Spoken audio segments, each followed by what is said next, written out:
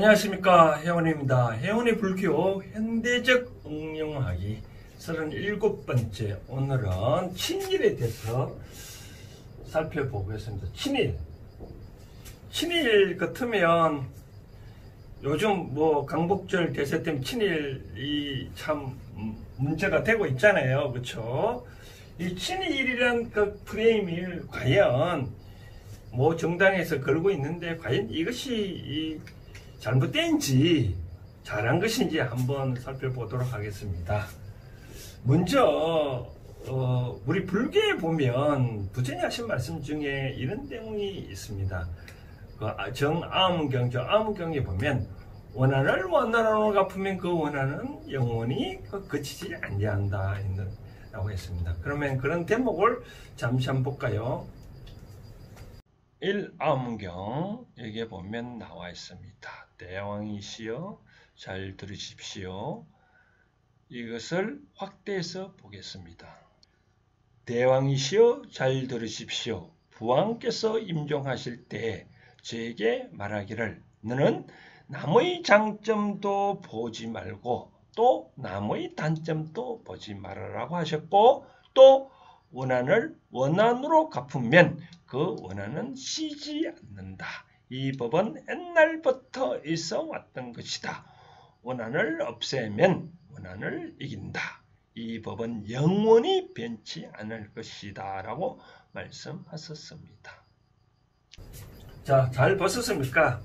그렇죠. 우리가 한반도 우리 지형을 보면 이렇게 됩니다. 우리 한반도 지형을 보면 이렇게 되는데, 우리 한반도 이거 태평양이잖아요. 그렇죠? 태평양인데 이 한반도를 보호하기 위해서 일본 땅은 일종의 방파제, 이 태평양에서 오는 기운이 바로 한반도에 닿으면 이 얘네들이 다음에 우리 한반도가 어떻게 되겠습니까? 그렇죠? 태풍처럼 난리 나잖아요. 그렇죠? 근데 일본이 이 방파제 역할을 딱 하기 때문에 우리나라는 그게 영향을 안 하는데, 원칙은 이 일본 땅은 살 수가 원래 없는 땅이에요.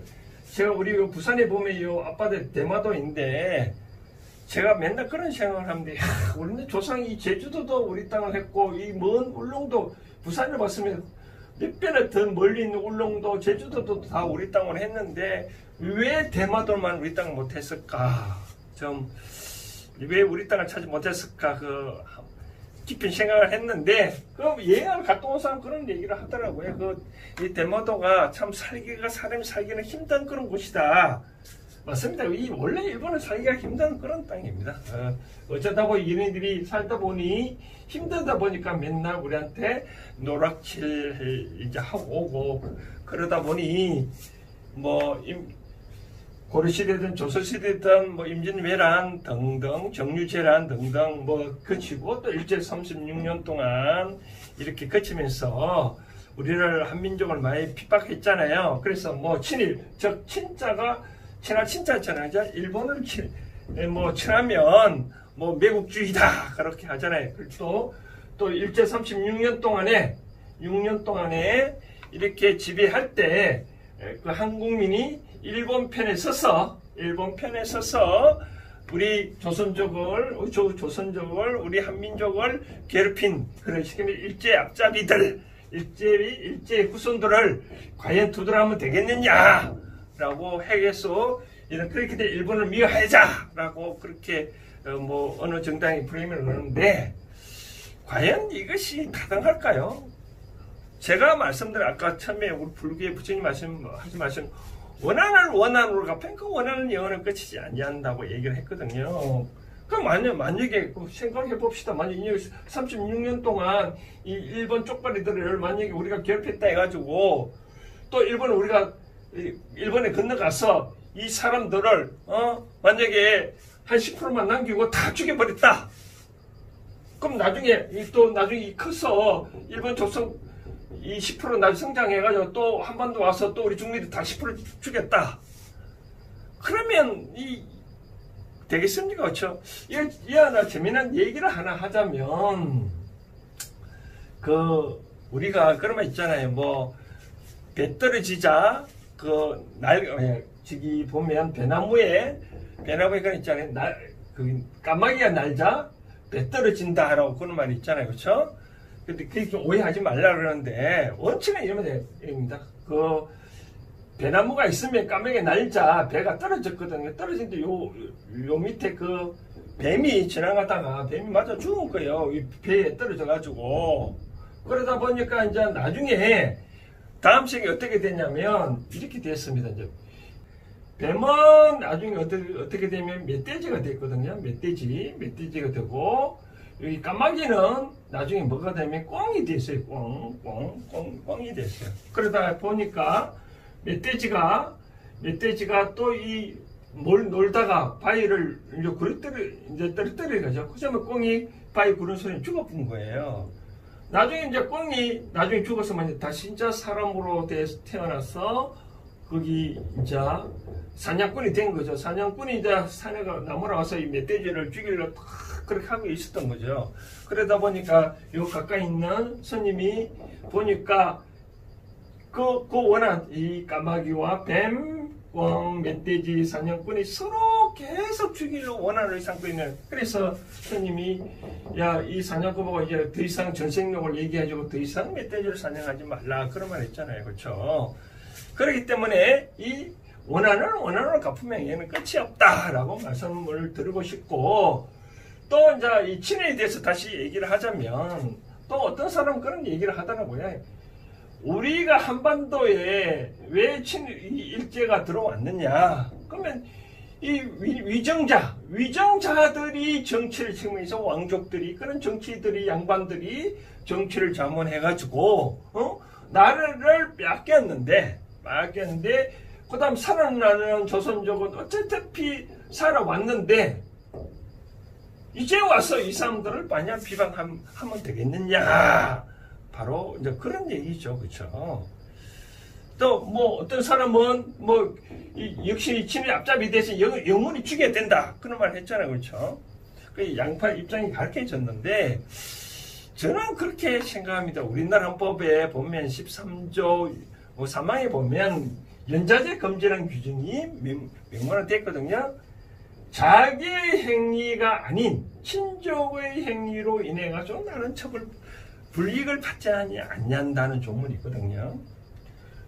이 당시에 침해했던 거는 무슨 요 당시에 그때 환경일 수밖에 없는 그런 삶을 살아왔잖아요. 그렇죠? 살아왔는데 그 후손을 해가지고 이 사람을 비방한다.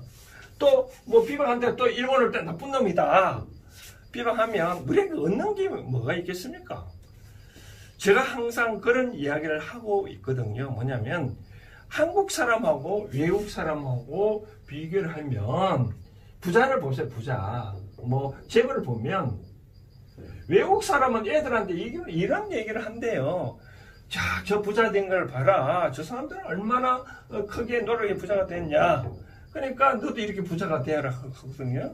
그럼 이 사람 열심히 성장해서 부자가 되거든요. 우리 한국 사람은 어떻게 하냐면 애들 보고 저 부자는 나쁜 놈이다고 그렇게 하잖아요. 그래서 저는 그런 생각합니다. 물론 제가 제 생각이 여러분들하고 동의는 안 할는지는 모르겠지만 저는 생각합니다.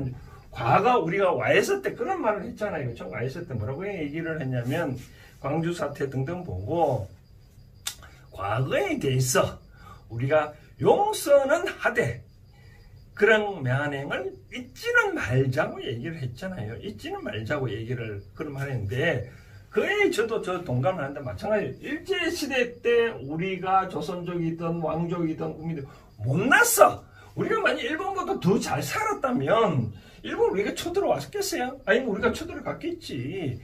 우리 조상의 못났으로 인해 가지고 우리 한민족의 못나서 일본이 쳐들어왔는데 지금 와서 언제까지 우리가 일본을 미하고 친일을 그냥 프레임을 그려야 되겠냐 여러분. 그럼 성장하지 못합니다. 과거에 1945년도에 그 당시에 48년도에 이승만 정부가 들어서 그 당시에 한민족을 처단하기 위해서 그 일제 앞잡이를 처단하기 많이 노력을 그 당시에 많이 해왔잖아요. 그렇죠? 그것으로 끝나가지고 이제 새로운 역사를 써야 되지 않냐는 거죠. 그렇죠?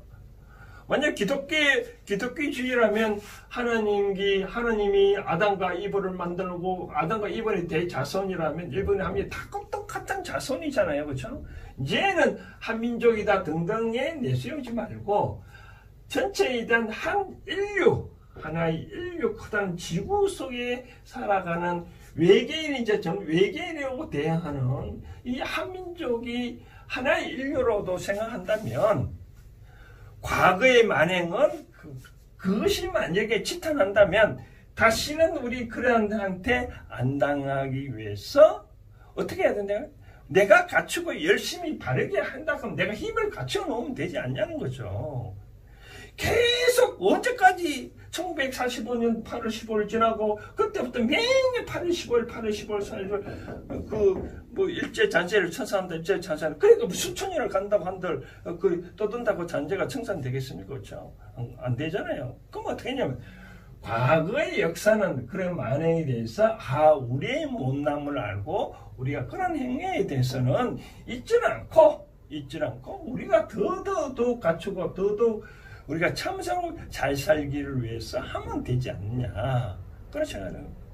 이 대목에서 제가 불교의 현대적 응용학이 37번째 말은 아까 제가 말씀드린 대로 이와 같이 원한을 원한으로 갚으면 그 원한 끝이 없다. 일본이 우리한테 만행한 거에 대해서 만행한 줄 그대로 계속 그런 감정을 갖고 있으면 우리는 성장할 수 없다는 거죠.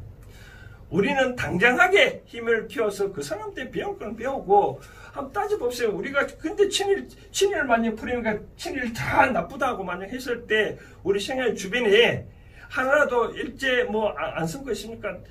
조그만 하나라도 어떤 이 원단이라든지 뭐든 다 그 사람들 어떤 발명품이 하나라도 안 드는 게 있겠습니까? 그렇죠?